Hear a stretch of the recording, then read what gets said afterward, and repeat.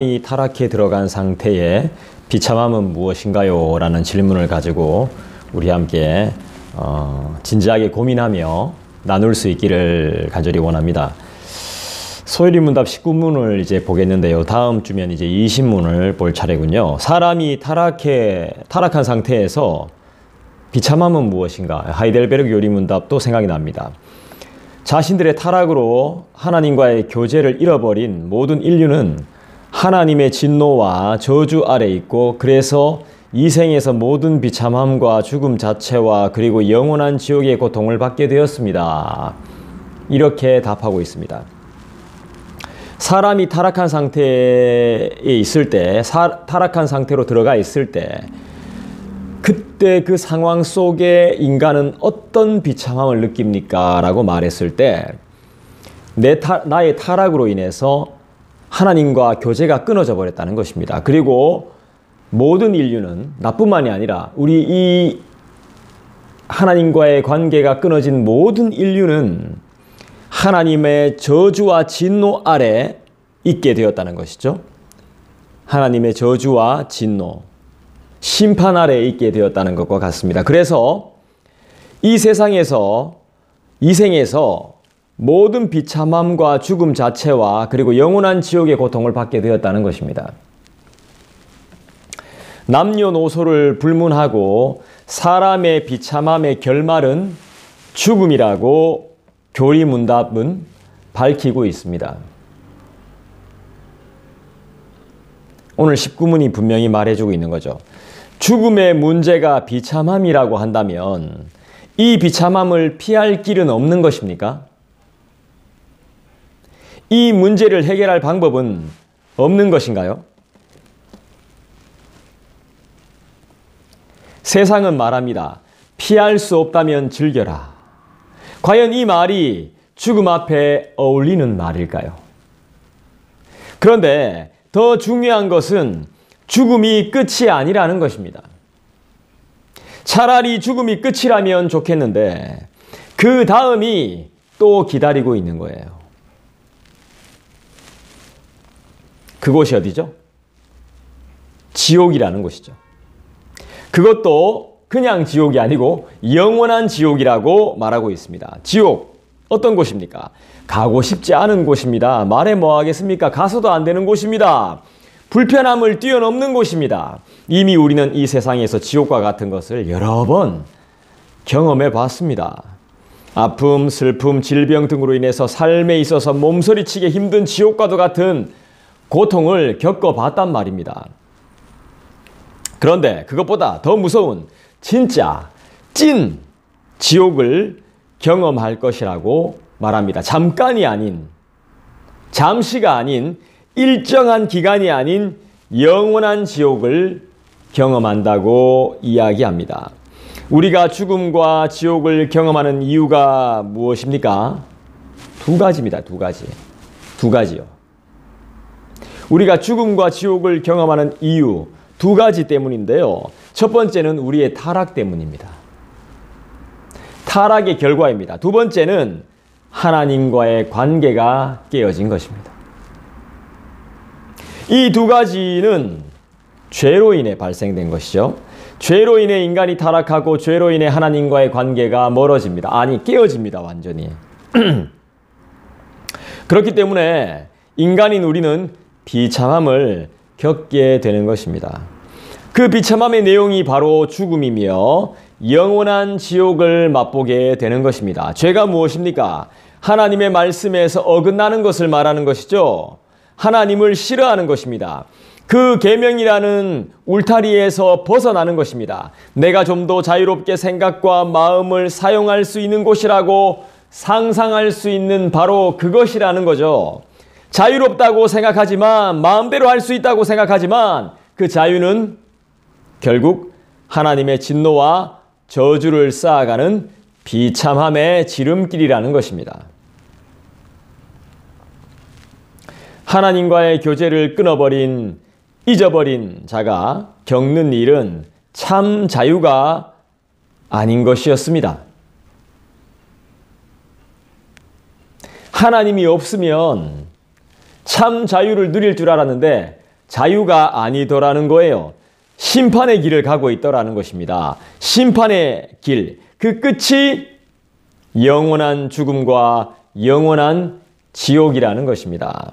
이 땅에서의 잠깐의 기쁨과 만족이, 그리고 내가 너무너무 좋아했던 그 짜릿함이, 그리고 우리가 누려왔던 평안과 안위가 결국 영원한 심판으로 끝나는 것입니다.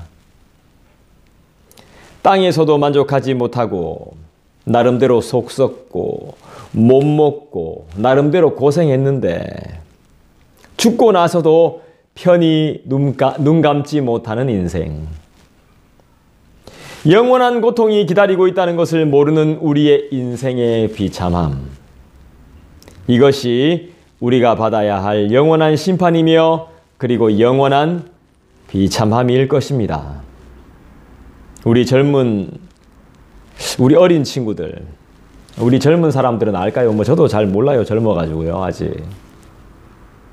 제가 전부 다 알겠습니까?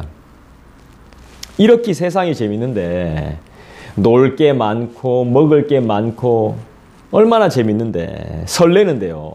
누군가와 만날 수 있고, 만나서 마음만 먹으면 좋고, 예쁜 대로, 멋진 대로 여행 다닐 수 있는데, 이제 코로나가 다 풀려가지고 해외로도 나갈 수 있는데, 돈만 있으면 뭐든지 할 수 있는데, 내가 알바해서 돈 좀 모아서 좋은 데 얼마든지 갈 수 있는데, 나의 비참함과 죄악을 살필 만한 그런 여유와 여력이 있을까요?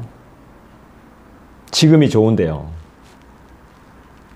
평생 20대일 것 같은데요. 평생 20살일 것 같은데요.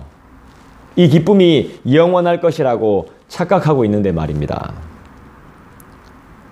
순간일 뿐인 것이죠.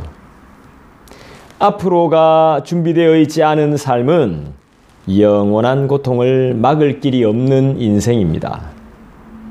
그러니까 사람들이 싫어하는 겁니다. 난 지금 여기 노는 게 너무 좋은데 자꾸 교회에 오라 그러니까, 지옥 간다 하니까, 예수 안 믿으면 지옥 간다 하니까 만사가 싫은 거예요. 예수님이 눈에 보이지도 않고. 그죠? 왜 자꾸 나를 귀찮게 하느냐는 거죠. 그런데 이걸 알아야 되죠. 이 땅에서의 시간은 생각보다 금방 간다는 겁니다. 금방 지나갑니다. 영원한 것은 없습니다. 그런 우리에게 하나님은 또 기회를 준비하십니다. 바로 예수 그리스도이십니다. 그 보혈, 그 십자가만이 우리의 비참함을 해결할 수 있습니다. 신약과 구약으로 만들어진 성경만이 우리의 치료제와 삶의 설명서가 되는 줄 믿습니다. 하나님과의 관계를 회복할 수 있는 유일한 방법은 성경에 나와 있습니다. 바로 예수 그리스도이십니다. 그분을 믿지 않고서는 하나님과의 회복은 없습니다. 교제는 없습니다. 사귐은 없습니다. 사망을 이기는 힘, 죽음을 감당하는 힘은 그리스도밖에 없습니다. 그리스도의 이름으로 나아가는 방법밖에 없는 것입니다. 이 내용이 성경에 가득해요. 죄의 결과가 사망이라면 반드시 죄를 이길 수 있는 방법이 있다는 거예요.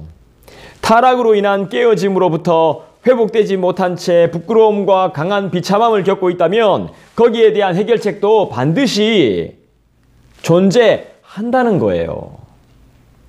바로 누구예요? 뭐예요? 바로 예수 그리스도의 이름인 거예요. 바로 예수 그리스도의 이름으로 고백하는 회개인 것이죠. 내 죄를 자백하고 용서받는 길밖에 없는 것입니다. 죄를 이기는 길이며 비참함에서 벗어나는 길이며 타락을 멈추며 다시 은혜로 시작할 수 있는, 용서받을 수 있는 아름다운 길이 우리 주 예수 그리스도의 이름을 통해서 열리는 것입니다. 이건 누구에게도 예외가 없습니다. 우린 다시 시작할 수 있습니다. 왜죠? 더 이상 혼자가 아니기 때문입니다. 저는 이런 생각을 합니다.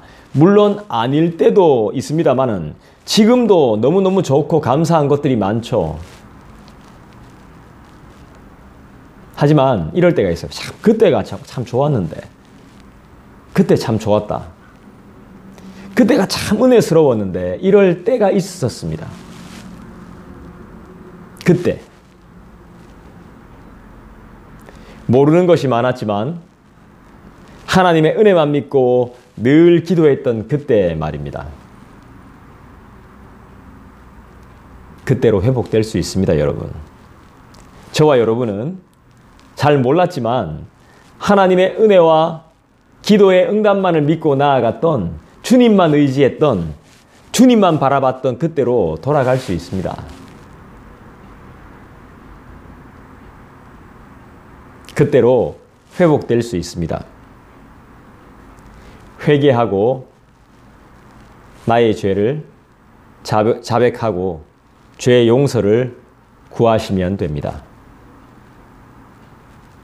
제일 빠른 방법이고 제일 좋은 방법입니다. 우린 하나님의 자녀이자 그분의 형상임을 믿습니다. 우린 하나님의 자녀고요, 하나님의 형상입니다. 하나님을 벗어나서 살 수 있는 존재들이 아닌 거예요. 우리 이렇게 회복되어져야 됩니다.